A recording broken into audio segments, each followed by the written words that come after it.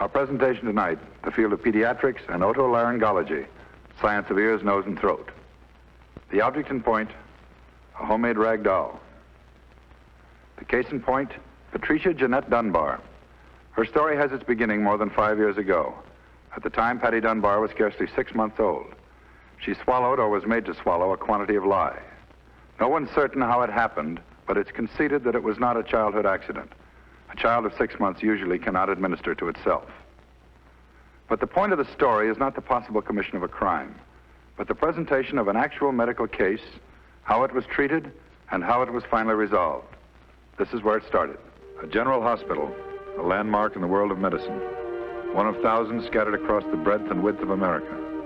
This one is located in a large city, and like its smaller counterparts across the nation, it's an institution founded, maintained, and operated by members of the community for the health and welfare of all. Expert medical treatment and care without cost to those unable to pay for it. A focal point for medical research. A center of learning and observation. A common meeting ground for hundreds of private doctors in the community who give their time and services without charge. The General Hospital and what it signifies extends far beyond the medical profession alone. It's a reflection of an entire nation, its people, and the basic philosophy of living to which they subscribe. The dignity of the individual, the value of the individual human life. The present instance, a human life, small, neglected, alone.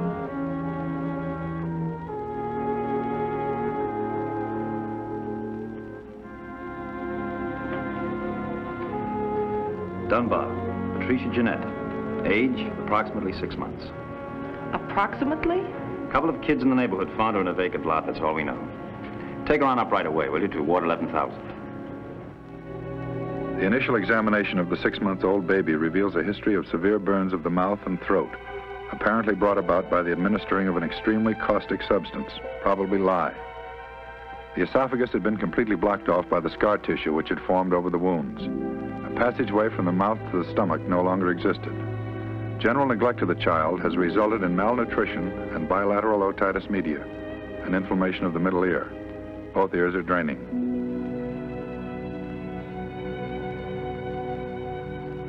Initial treatment includes special intravenous feedings to treat temporarily the dehydration and nutritional problems. Injections of antibiotics to combat the bilateral ear infections are also administered.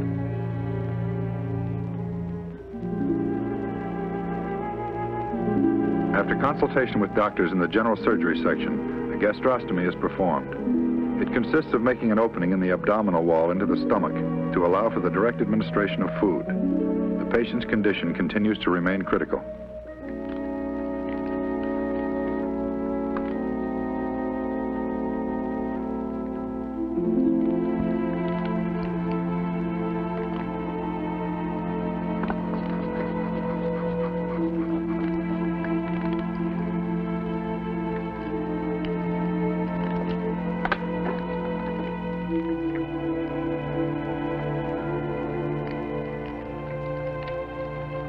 Five days after she was admitted, the hospital social service staff succeeded in locating a relative of the child, her maternal grandmother, Mrs. Pearl Johnson, age 64.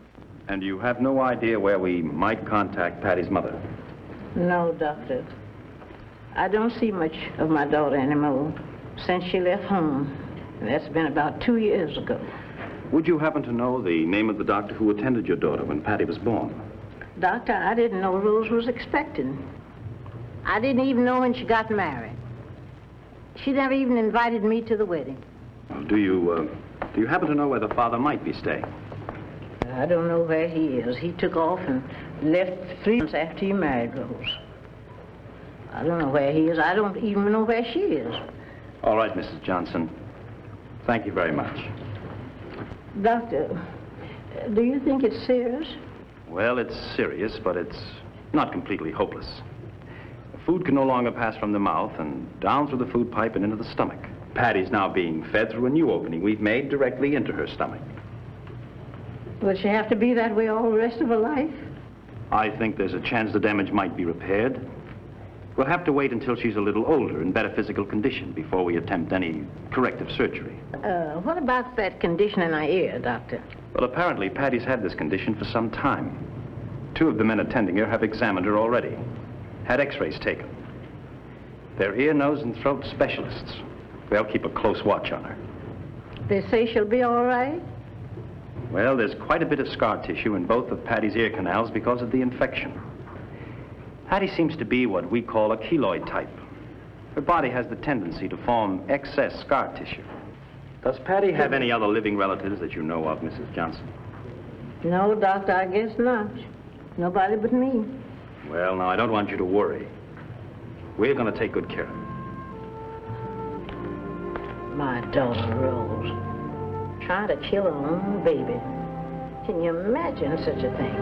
Rose has been raised right. I tried to do the best I could by her, God knows. Trying to kill... Why would she do such a thing? Why would she do such a thing, trying to kill her own baby? There's only one person can answer that, Mrs. Johnson. Your daughter, Rose.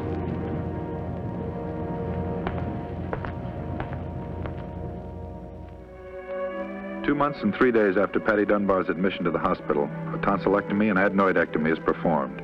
Removal of the adenoid tissue is designed to improve the drainage of the ears by way of the eustachian tube, the canal which joins the ear with the nasal passage.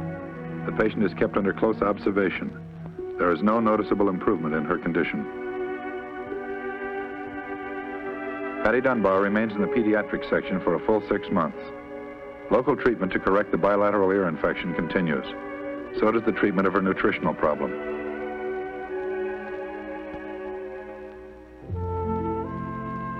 At the age of 1.5 years, after more than 11 months of treatment, care, and observation, Patty is transferred from pediatrics to Ward 4000, the ear, nose, and throat section, for more intense treatment of the disorder in the middle ear. This is grandmother's baby. Brought this here for you, so you have something for yourself. See the darling? See the darling? Yeah. See the darling? So under the same roof which has sheltered her for almost a year, Patty Dunbar comes to find a new home and new friends. ENT resident physician Max Pearson.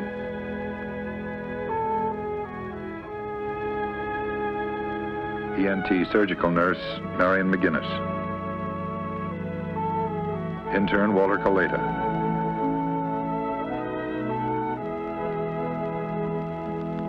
ENT ward clerk Belle Sanderson.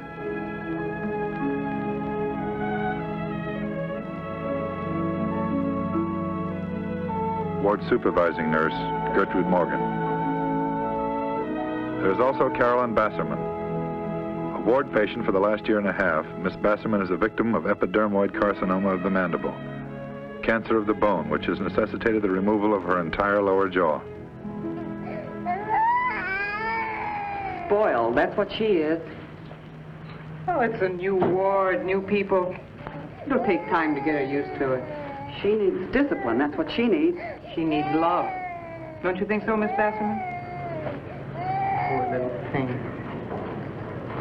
What's the matter with you? The esophagus is burned out. Caustic lye. It's a bad ear infection, too. Oh, I'm sorry. So this is Patty. Certainly a cute one, aren't you? Hey, that's a pretty hefty grip you've got, Patty. You want to take a swing at me? Huh? Move back to the treatment room, will you, McGinnis? I want to look at her ears.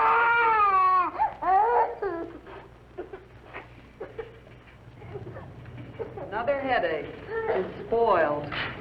Spoiled rotten. No, I don't think it's that bad. She needs attention, that's all. She needs all she can get. No family, no mother. She's got more than a lot of children have. She's got a grandmother. Not anymore, she hasn't. What? Grandmother died 4 days ago. Cerebral hemorrhage. She's all alone now. She doesn't belong to anybody. Not to one living soul. Miss Morgan, would you put her next to my bed in the ward? I could sort of read to her and things like that.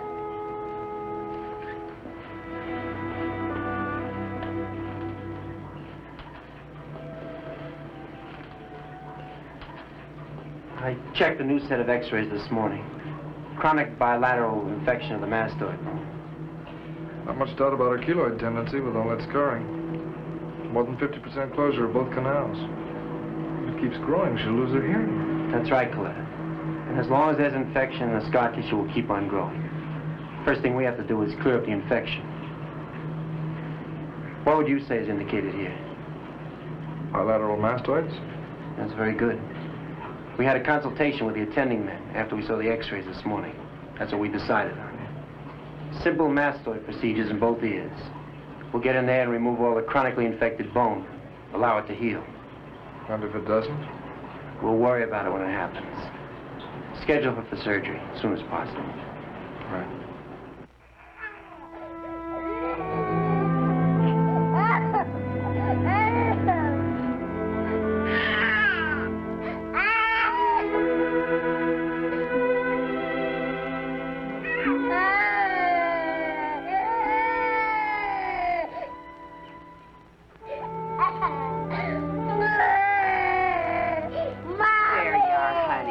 Now, be a good girl and lie down. We'll start getting acquainted tomorrow. We're going to be friends, aren't we? We're both going to be here a long time. Yes, we'll be good. 2 days after her arrival on the ward, Patty Dunbar enters the ENT surgery for the second but by no means the last time. During the 4.5 years to follow, she will lie on this same table, under these same lights, 7 times. In this second procedure, simple mastoidectomies are performed on both ears. Chronically infected areas of the mastoid bone and surrounding tissue are removed.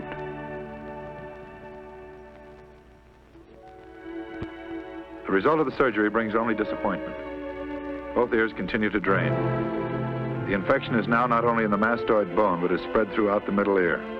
If allowed to continue, the infection could extend into the vital areas of the brain and result in brain abscess or meningitis.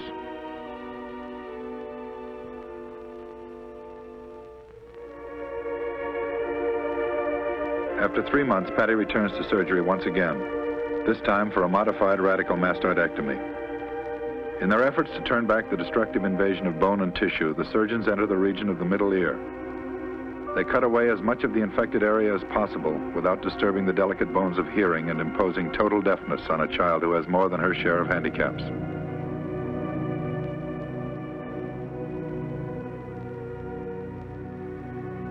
Another 4 months pass, and once again Patty is back in surgery, facing still another phase of the struggle to halt the gnawing infection.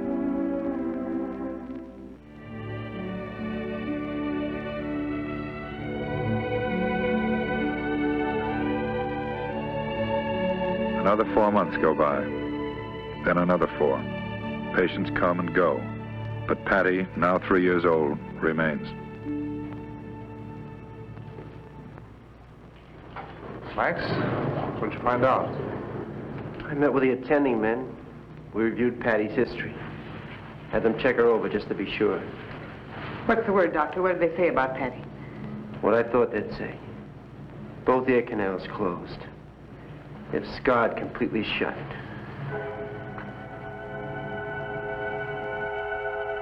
So at the age of 3 years and 1 month, Patty Dunbar, who has shouldered more pain and physical misfortune than most people encounter in a lifetime, is deaf.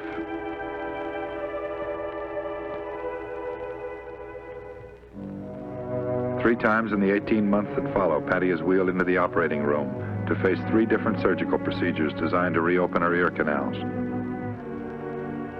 Twice the canals are opened, twice they close off as scar tissue reforms. The third time, as a last resort, a hollow plastic mold is inserted into Patty's left ear canal. The experiment is partially successful. The canal remains open, Patty regains partial hearing, but the ear continues to drain. Patty is growing up. She's now 5 years old, and she's found still another friend, a new patient on the ward. Her name's Linda. She and Patty will be bosom friends for only 3 months. Their friendship will have to make up in depth what it lacks in length. At the moment, this is very disturbing to Patty's old friend. Sanderson, I want you to talk to Patty. She isn't fair. Well, she's been like this ever since Linda came. She just isn't fair at all. Patty, what's this I hear? What have you been up to? There. You see how they are? They won't even talk to me. That Patty's getting to be nothing but a little snob. You know me, Sanderson. I try to get along with everybody. Well, I was Patty's best friend when she first came here. I tried to do everything I could for her, make her feel at home. Don't be upset, Miss Basserman. Well, I think Patty's just trying to tease you. Oh, she shouldn't tease. I don't tease her. I've been nothing but a good friend. Now she goes around snubbing me. She won't even talk to me. Miss Sanderson, you know that's not right, don't you? It just isn't fair. And besides, those are my fashion magazines. Patty? Well? I'm sorry, Miss Bassett. Come on and play with us. You're sorry? I was just teasing. I love you.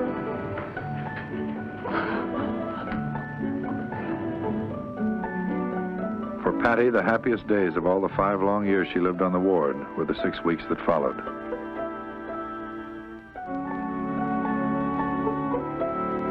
The residents and interns provide most of Patty's toys. The ward nurses, as they had on the day she was admitted, continue to supply and maintain her wardrobe, including costumes for Patty's special duties, which, while avoiding her arch-enemy, Miss Morgan, she performs extremely well.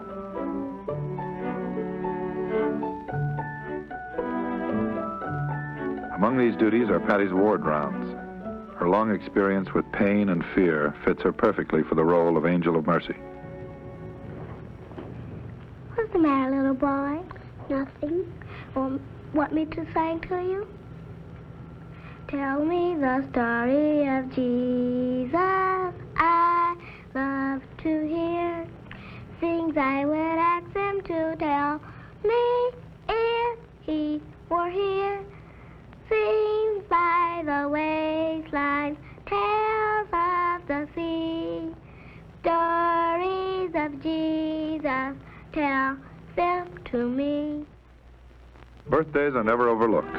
If there's a party going on, Patty finds it by instinct. Whether it's on the 17th floor or in the basement, she makes it a point to be present, especially when it's Miss Basserman's birthday. Parties are fun for Patty, even though food is a strange and confusing subject. The real nourishment for her body is a specially prepared formula, injected with a large syringe through the hole in her abdominal wall, directly into her stomach. But the absence of an esophagus has by no means destroyed her taste or desire for real food. Ice cream and cake are her favorites. She might not be able to swallow, but she can still enjoy their taste.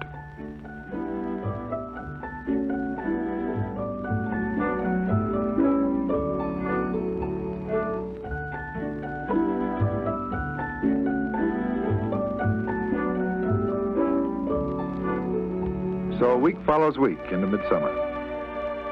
Then one day the staff is shaken by some very disturbing news. They knew it was inevitable, but it's nonetheless disturbing. The welfare authorities and the juvenile court of which Patty is a ward have started interviewing prospective foster parents to adopt Patty. No one disputes that it's for Patty's own good. She can't live the rest of her life on Ward 4000. But giving up a child after raising her for 5 years is always difficult, even for this practical and realistic medical staff. The days to follow are shadowed by the imminent loss of Patty. And Patty is blissfully unaware of a shadow far darker which gathers above her own life.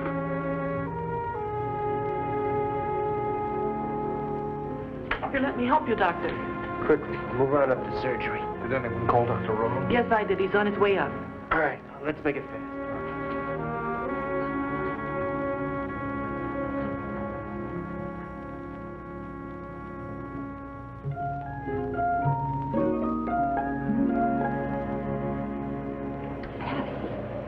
What do you think you're doing? You get back to bed right away. I'm just looking Did you around. hear me? I said get back to bed. Where's Linda? Did you hear me? Back to bed. That's most of her things. Miss Baker's getting the rest of them together. Thanks, McGinnis. I made some fresh coffee, Doctor. Would you like a cup? Yes, thanks. McGinnis said it went fast. But she was gone before we got up to surgery. 5 years old. Poor little girl. We knew it was coming, just a matter of time. Finally happened. Massive hemorrhage. We did everything we could. Wasn't enough. Did you see the parents yet? Yes, I talked to them. It wasn't easy. Doctor, where's Linda? That's Linda's doll. Patty, come here. Patty, do you remember what I told you when Linda first came to stay with us? Where is Linda? Do you remember what I said, Patty? I said Linda would be with us just for a while. You'd play together, you'd have your parties, you'd be good friends. But it was just for a while. Well, she's gone now, Patty. She said to say goodbye. She said she was sorry, but she had to leave. And one more thing. She said, tell Patty not to cry, because I'm not gonna cry. That's the truth, Patty. When Linda left, she didn't cry. I'm not crying, Doctor. At first, the days are many and lonely and long. But time is still the great healer. And Patty's young mind gradually recalls less and less of the little girl with the blonde hair and the pale blue eyes.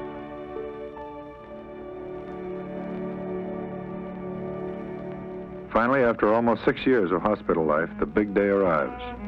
Patty Dunbar is ready to leave for the outside world and a home and parents of her own. After long and thorough investigation, the Welfare Department and Juvenile Court authorities have approved Patty's adoption.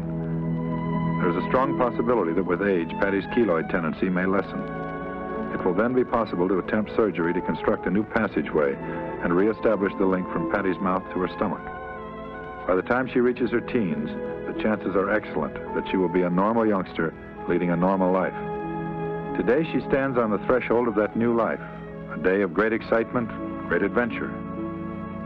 But for her friends on the medical staff, all her mothers, all her fathers, the departure has its element of sadness. Goodbye, Patty. Goodbye.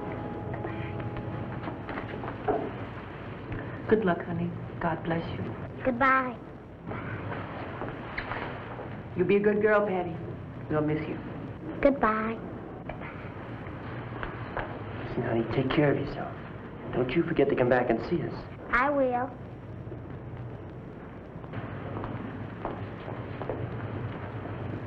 Goodbye, Patty.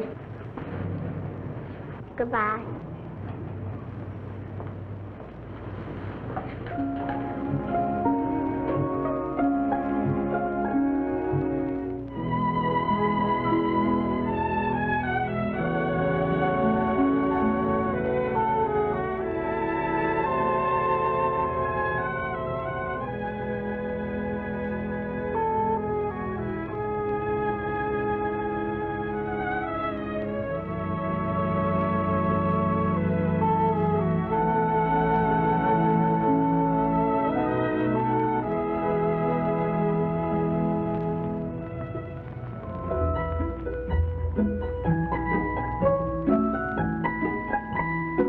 Patty Barnett's long fight for life and her ultimate victory was made possible by community support of one general hospital in one American city.